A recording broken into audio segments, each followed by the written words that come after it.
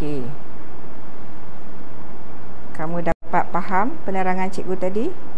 Okey, seterusnya kita akan cuba jawab.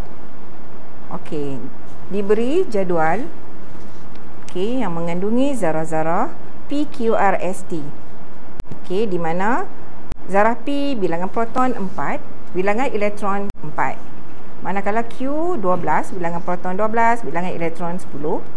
R bilangan proton 17, bilangan elektron 10. Manakala T bilangan proton 35, bilangan elektron 36. Dan zarah S bilangan proton 29 dan bilangan elektron 27. Okey, berdasarkan jadual tersebut, jadual 1, tentukan zarah yang manakah ion positif, zarah yang manakah ion negatif, dan zarah yang manakah neutral. Okey, saya mahu jawapan kamu. Okey, bagi P, bagi P,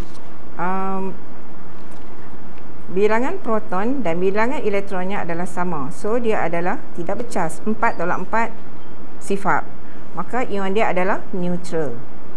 Okey, Q yang kedua, 12 tolak 10, di mana cas dia akan menjadi lebihan cas positif.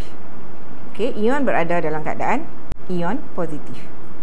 Manakala yang ketiga, 17 tolak 18, okey, bercas negatif. Okey, ion dikatakan bercas negatif. Okey, yang keempat, 29 tolak 27, bercas positif. Jadi ion positif. Dan yang terakhir, 35 tolak 36, menjadikan negatif. 1 negatif. Okey, seterusnya untuk soalan 2. Apa yang berlaku kepada atom bromin? Okey, lihat dalam jadual, perhatikan bilangan zarah, apa yang berlaku kepada zarah subatom dari segi bilangan. Okey,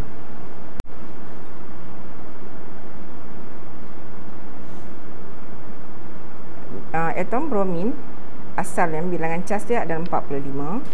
Okey, manakala dekat ion X masih lagi 45, neutron neutron tidak bercas. Manakala bilangan proton 35 membentuk, masih lagi 35.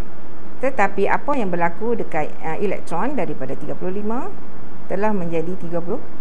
Di sini telah pun berlaku pemindahan elektron daripada atom bromin menjadi ion X. Okey. Soalan, berapakah bilangan elektron yang dibuang atau diterima oleh atom bromin dalam pembentukan ion X ini? Betul? Menerima 1 elektron. Jelaskan jawapan anda. Bagaimana kamu nak menjelaskan jawapan ini? Okey.